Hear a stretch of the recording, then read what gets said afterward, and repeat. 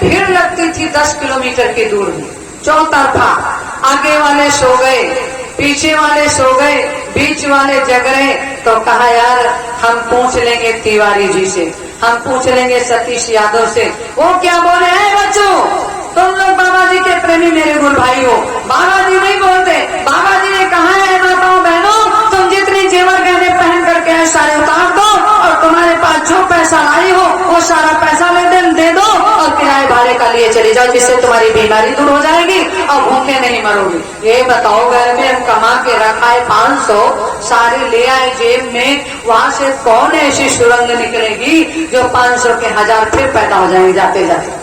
बिना कर्म के कुछ नहीं होगा। बाबा जी भी बोलते हैं, बाबा जी कहते हैं बच्चों तुम अपने खाने भर का रखो, जो आपके काम से बचे सेवा से वो मुझे निकाल करके दे दो, 100 मुट्ठी में 1 मुट्ठी मुझे दे दो। और वो क्या कहते थे, 100 मुट्ठी में 1 मुट्ठी ले जाओ और 100 मुट्ठी हमको दे दो।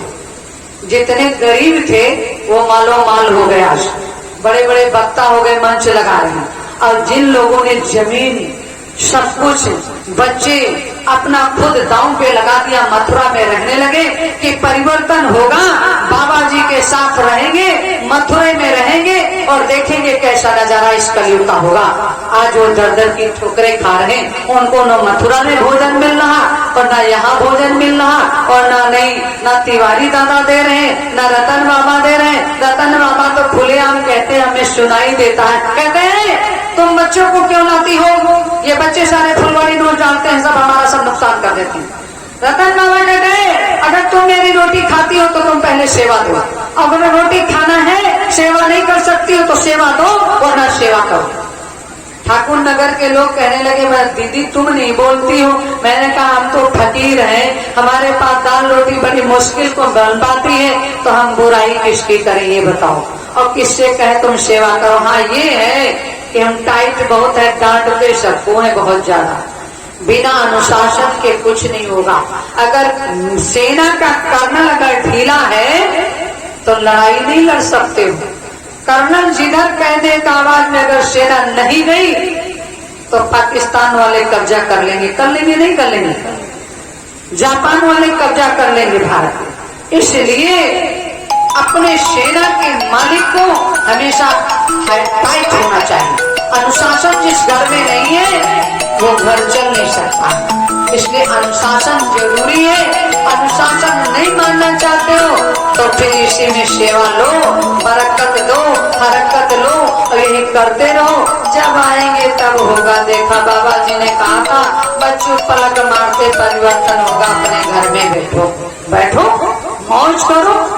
गरीबी आ गई, महंगाई आ गई, कत्लेआम हो रहा, खून खराबा हो रहा, भ्रष्टाचार हो रहा, अत्याचार हो रहा पूरे देश में। आज गौ हत्या हो रही, आज गौओं पे भी इंसान को मारा, कोरोना चला दिया और गौओं को मार रहे गए। भारत से गौ माता को हटाओ, ऐसी बीमारी अमेरिका वाले ने छोड़ दी कि सारी गौओं पे फफोले पड़ रहे, सारी गौएं चिल्ला चिल्ला करके तड़प करके मर रही। ये किसका खेल है? ये सरकार नहीं, ये विदेशियों का खेल है कि भारत को किस तरीके से कमजोर किया जाए। तो एक चीज याद करो, स्वामी जी कहते थे बच्चों तुम शंका में मत फंसो, ना भाई भाई में कोई है, भाई भाई में झगड़ा करोगे, सास बहू में झगड़ा करोगे, देवर जेठानी में झगड़ा करोगे। अगर मानते हो मेरी बात तो 84 के गोते अगर नहीं लगाना चाहते हो तो तुम मेरा साथ दे दो, तुम मेरा काम कर दो, मैं तुम्हारा काम कर दूं, क्योंकि मेरा भी कोई बाप है जिससे मैंने ठेका लिया। हर सीढ़ी पे ठेकेदार बैठा है। इसलिए आप लोगों से मेरा अपील है, अभी भैया जी ने बहुत सारा सत्संग सुनाया और भैया जी ने जो सुनाया ही अभी हमारे राजेश दादा ने भी सुनाया, इसके पहले सुनो। सन 52 से इतना बड़ा महापुरुष जो रास्ते रास्ते पे सत्संग सुनाया, चाहे वो हिंदू हो, चाहे मुस्लिम हो, चाहे सिख हो, चाहे ईसाई हो, चाहे कोई भी हो, सबके लिए उसने अपना अपना एक झंडा लगाया और सब लोग तुम मेरा साथ दे दो, मैं तुम्हारा काम करके जाऊंगा। कहा था नहीं कहा था दादा बताइए, कहा था। तो ये बताओ अब होगा कैसे? हम लोग अब कितने साल हो गए बाबा जी को मथुरा छोड़ करके। ये भी मत मानो कि बाबा कायर है मथुरा छोड़ करके चले गए। मथुरा छोड़ने वाले नहीं थे। राम को भी अयोध्या छोड़ना पड़ा, कृष्ण को भी मथुरा छोड़ना पड़ा, तो बाबा जी को भी वही दोबारा मथुरा छोड़ना पड़ा, क्योंकि वहां तो उनको बता दिया जाति के यादव में, न छोड़ते तब भी फंस जाते। कहा ये तो खेतौरा में पैदा हुए, लेकिन हकीकत ये है जहाँ पे नेताजी पैदा हुए वहीं पे बाबा जी पैदा हुए। बाबा जी का भी भैया जी ने बताया, राजेश भैया ने, कि असली नाम सुबोध मुखर्जी, बनर्जी, चटर्जी, तपनजी, ये सब ब्राह्मण होते हैं बंगाली, और इनकी बहन का नाम रेणुका राय मुखर्जी था। अब आप लोग एक और दिक्कत करते हो, वही जय गुरुदेव, वही सुभाष, वही जय गुरुदेव, वही सुभाष, वही लड़ा रहे 2 दिन भर, वही कलयुग, वही सतयुग, दिन भर लड़ाते हो, कानपुरी कहते हो। स्वामी जी ने कहा है बच्चों, मैं ऐसा प्लेटफार्म बनाऊंगा समय आने पे, जब तुम लोग साथ नहीं दोगे तो वो प्लेटफार्म बनाऊंगा जहाँ पे काम भी होगा, ध्यान भी होगा, सुमरन भी होगा, भजन भी होगा। तो अगर नहीं मानोगे तो तुम्हें काल के हाथ में सौंप दूंगा। अब जो लोग इधर उधर जुड़े, कहे भैया काल के हाथ में नहीं जाना, नहीं पूरा परिवार खा जाएगा। वो काल खाने वाला नहीं है, वो काल तुम्हें रास्ते पर लाने वाला काल, वो काल बनाया गया है, उसको ताकत दी गई है, उसको साहस भरा गया है कि तुम ऐसा काम करो कि सबको एक मुट्ठी में ला करके एक प्लेटफार्म पे बैठा दो और इनको खूब कस के ठूस करके जगा दो, भर दो इनकी आत्मा में कि परिवर्तन होगा, किसी के बात की बपौती नहीं। इस परिवर्तन को रोक ले, सतयुग लाने से रोक ले, कलयुग जाने से रोक ले, किसी के बात की बपौती नहीं होगा, इसको कोई रोक नहीं पाया। नारी में वो ताकत है, अगर सीता न होती तो त्रेता में रावण मारा नहीं जाता, अगर द्रौपदी न होती तो महाभारत में इतने पांडव कौरवों का विनाश नहीं होता, और अगर जब अंग्रेज आए, हूण आए, मुगल आए, अगर भारत की गरीब जनता, नौजवान जनता, किसान जनता नहीं जागती तो भारत से अंग्रेज, हूण, मुगल नहीं जाते। तो जब भी देश की आजादी आई तो किसने दिलवाया? गरीबों ने, किसानों ने, मेहनत करने वालों ने, झोपड़पट्टी में रहने वालों ने। आज की स्थिति देखिए, जो भी बच्चा सीमा की लड़ाई पे पहले से है वो गरीब घर का बच्चा है। अब आज भी गरीब घर का बच्चा जाता है, किसी पूंजीपत का बच्चा नहीं जाता, किसी विधायक सांसद का बच्चा सीमा की लड़ाई पे नहीं जाता, क्योंकि उसको तो डोनेशन, उसको तो वैसे डिग्री ले लिया, इंजीनियर बन गया, डॉक्टर बन गया, बड़ा बड़ा एसपी बन गया, कमिश्नर बन गया। लेकिन हमारे बच्चे पढ़ लिख करके गरीबी में दर दर की ठोकरें खा रहे हैं। तो माताओं से कहते हैं, हे माँ इतनी परेशानी है, हमें अभी पीएससी और आर्मी की नौकरी निकली है, लो इसी में लगाए मन, अगर निकल जाएगा तो पहले तो ज्यादा नौकरी थी, आज 4 साल कर दिया, कह रहा है इतने दिन पैसा कमा लेंगे, चलो मरना तो है ही है।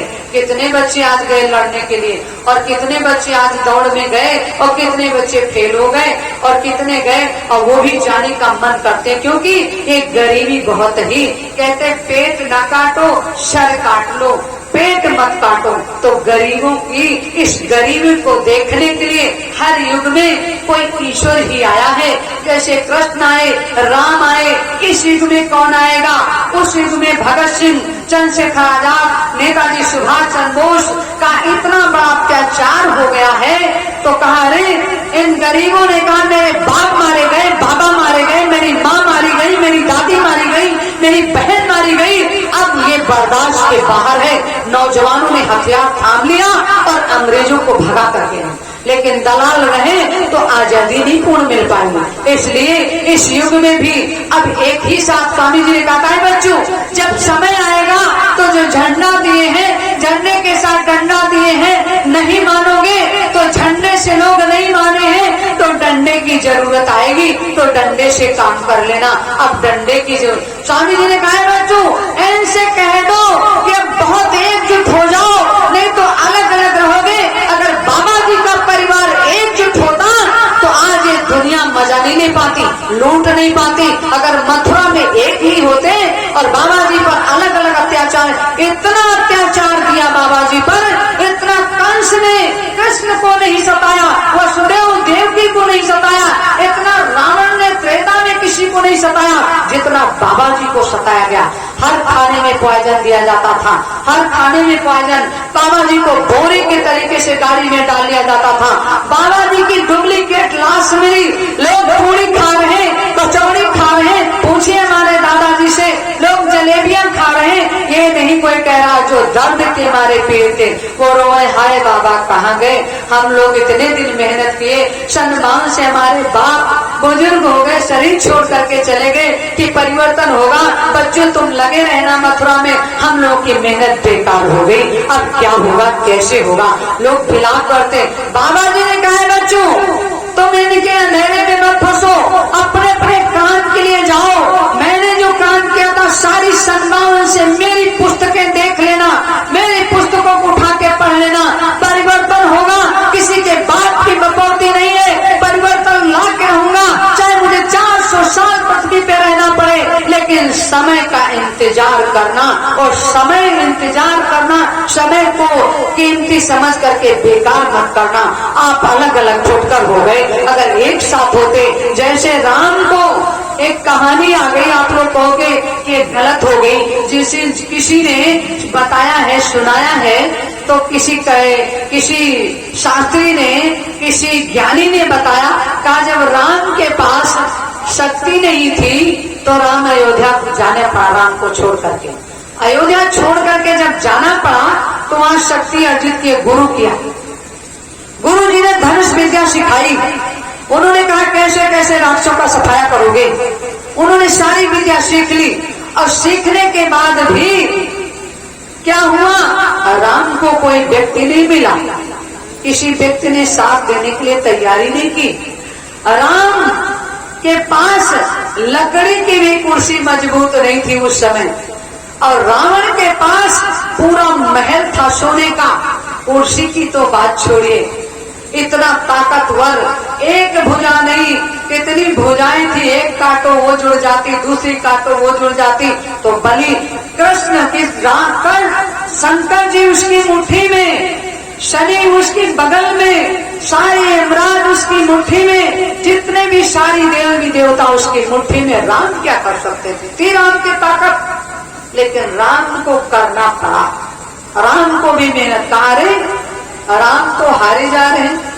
तो बंदर भालुओं ने देखा कि एक तो राजा दशरथ के बेटे, एक तो सताई हुई अबला को, इनकी अबला को, नारी को उठा ले गए, और मैं हनुमान हूँ या मैं वानर सेना हूँ, मैं सब कुछ करने के लिए तैयार हूँ, मैं नारी का अपमान नहीं सहन कर सकता। सारे बंदर भालुओं ने जंगल में एक योग्यता बना लिया, एकता बनाई कि राम का साथ देना पड़ेगा। जटायु जैसे उसने, जटायु ने कितना सीता का पता लगाया, पंख उसके कट गए, लेकिन तब भी हार नहीं मानी, लड़ता रहा सीता के रावण के साथ। क्या हुआ, सब कुछ हुआ। कैकेयी को आप लोग कितना बुरा मानते हैं, कहेंगे भैया कैकेयी का नाम मत रखना, पूरी अयोध्या नाश कर दी। लेकिन कैकेयी कितना महान कोई नारी नहीं थी। अगर कैकेयी न होती तो राम बन नहीं जाते, और राम बन नहीं जाते तो रावण का विनाश नहीं होता, और रावण का विनाश नहीं होता तो रावण का जो राजा दशरथ का मुकुट था वो रावण के घर में वो ताज आ नहीं सकता था, इसलिए राज अधूरी थी। कैकेयी राजा दशरथ की बहुत प्रिय रानी थी, वो सबको मानती थी।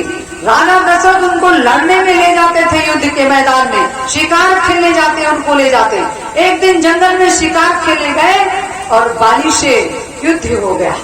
बाली और सुग्रीव, बाली से जब युद्ध हो गया तो जब युद्ध हुआ तो मुकुट गिर गया, मुकुट उसने ले लिया। बहुत लड़ाई लड़ी, मुकुट नहीं दिया, चुपचाप दोनों चले आए, उस चीज को ओपन नहीं किए कि यार मेरे घर का ताज उस बानर ने ले लिया, कैसे छुड़ाया जाए। उसी तुरंत उसका युद्ध रावण से हुआ, तो राजा दशरथ का मुकुट रावण ने ले लिया लड़ते लड़ते। अब तो रावण के घर में पहुंच गया। ये सारी चीजें कैकेयी को पता थी। कैकेयी ने कहा कर मैं ऐसा काम नहीं करूंगी तो मेरा सब कुछ बेकार है। कैकेयी ने ऐसा ही किया, वरदान मांग लिया जब राजा दशरथ पूछे कि तुम कुछ कुछ मांग लो। तो उन्होंने कहा तुम्हें याद है मैं मुझे जो पसंद वही मांगूंगी। उन्होंने मांग लिया और मांगने के बाद सबने विरोध किया कैकेयी का, लेकिन कैकेयी को पता था है क्या चीज मुझे लाना है, इस राज्य को कैसे बचाना है। इसी तरीके से कैकेयी ने वर मांगा, प्रश्न किया, राजा दशरथ ने वरदान दे दिए और राजा राम को बन जाना पड़ा। और जाने के बाद ही वो मुकुट बाली से लगाएंगे। तो जब बाली ने बताया वही मुकुट वो रावण ले गया। तब रावण की युद्ध की तैयारी की। अगर सीता के साथ रावण नहीं करता तब भी वो जा नहीं सकते थे उसके पास। बहुत बड़ी लंबी कहानी है। तो कैकेयी बहुत महान थी। कैकेयी अपने राजा कहा है, सबने कहा तो अपने राम के लिए कुछ नहीं सोचती, अपने पति के लिए। अगर राम बन चले जाएंगे तो राम के प्राण दशरथ में है, वो शरीर छोड़ देंगे। कहा कुछ भी हो, एक राम जाए, एक राजा दशरथ जाएंगे, लेकिन पता नहीं कितने सुहाग बच जाएंगे नारियों के। तो मुझे देश चाहिए, मुझे अपना सुहाग नहीं, मुझे संसार की रक्षा करनी चाहिए। तो वो कैकेयी थी जिनको कैकेयी को आप लोग बुरा मानते हो। उन सेवरी से पूछिए कितने पापड़ बेले जंगल में कि मेरे भगवान आएंगे, मेरे भगवान आएंगे। रोज झाड़ू लगाती, रोज फूल बिछाती, लोग हंसी करते। क्या पहले भी हंसी होती थी? आज कोई अच्छी लड़की काम करने लगे तो अच्छा करेगी तो उसको बुरा कहेंगे। आवाज कहीं डांस पार्टी में चली जाए, कहीं बढ़िया नौटंकी के नाच में वो काम करने लगे तो उसकी बड़ी तारीफ करते। उसके मम्मी पापा भी तारीफ करते रहे, 1 लाख रुपया महीने में लाती है। अरे लेकिन अच्छे धर्म पे चली जाए तो उसको कोई सम्मान देने वाला नहीं। कहती है तो ऐसे घूमती है बाबाओं के चक्कर में और मंत्र संतर करती, इसको कुछ पता ही नहीं। और कहीं उसके पास गाड़ी बंगला फटाफट हर दिन 4 दिन के बाद 10 दिन के बाद महीने भर में आने लगे तो गांव वाले उसका बड़ा सपोर्ट करेंगे। बेटिया बहुत उन्नत कर गई, बेटिया चली गई बम्बई, अब करने लगी बढ़िया एक्टिंग, तो बेटिया बहुत अच्छी है, बहुत बढ़िया बेटिया, उसका सम्मान मिला। कैकेयी जैसी नारी को सम्मान नहीं दिया। सेवरी इतनी मेहनत की, उसने संकल्प ले लिया कि मैं भगवान मेरे आएंगे। कितने दिन मेहनत की, इतनी बूढ़ी हो गई पर अपने दृढ़ संकल्प को उसने काटा नहीं, संकल्प को बनाए रखी। एक दिन भगवान उसकी कुटिया में पहुंच गए और पहुंचने के बाद उसके जूठे बेर भी खाए, मीठे मीठे राम को खिलाने लगे। कृष्ण और लक्ष्मण इतने ताऊ थे, इतने मतलब गुस्से में थे, कह रहे तुम तो इसके जूठे बेर खा रहे हो, जब वो जूठे दे तो पीछे फेंकते चले जाए। कहे हम तो भैया जूठे नहीं खाएंगे, तुम भगवान हो खाओ। और जब जूठे नहीं खाए तो भगवान लक्ष्मण के साथ क्या हुआ, जब युद्ध मैदान में जब शक्ति लगी तो वही जूठे बेर उसी के काम आए, तब जाके लक्ष्मण के प्राण बचे। तो ये नारी शक्ति बहुत महान शक्ति है। नारी वो ताकत है, नारी सृजन भी करती है और नारी संहार भी करती है। बिना नारी की सृष्टि की रचना भी नहीं होती और बिना नारी के युद्ध भी नहीं हुआ किसी युग में। महारानी लक्ष्मीबाई, अहिल्याबाई, जीजाबाई, दुर्गाबाई, कमलाबाई, शीलाबाई, मीराबाई, 3000 वंशज माताओं ने जान की बाजी लगाई, तब अंग्रेज भारत से गए। ये कह दो पहले भगत सिंह और चंद्रशेखर आजाद चल दिए थे, इनके कहने से नहीं गए। इन्होंने बहुत मेहनत की, उसके बाद देखा ये हार मान रहे तो नारियों ने कहा, वही झांसी की रानी आगे बढ़ चढ़ करके इनकलाब के नारे लगाते हैं, पीछे मुड़ के नहीं देखा, अपने बेटे को पीठ पर बांध लिया, लगाम लेकर के हाथों को छोड़ करके नंगी तलवार लेकर के अंग्रेजों से मुकाबला किया। अंग्रेजों को भारत छोड़ना पड़ा। वो ये देश है, भारत देश ऋषि मुनियों का देश है, भारत देश संत महात्माओं का देश है, भारत देश सीता सावित्री का देश है,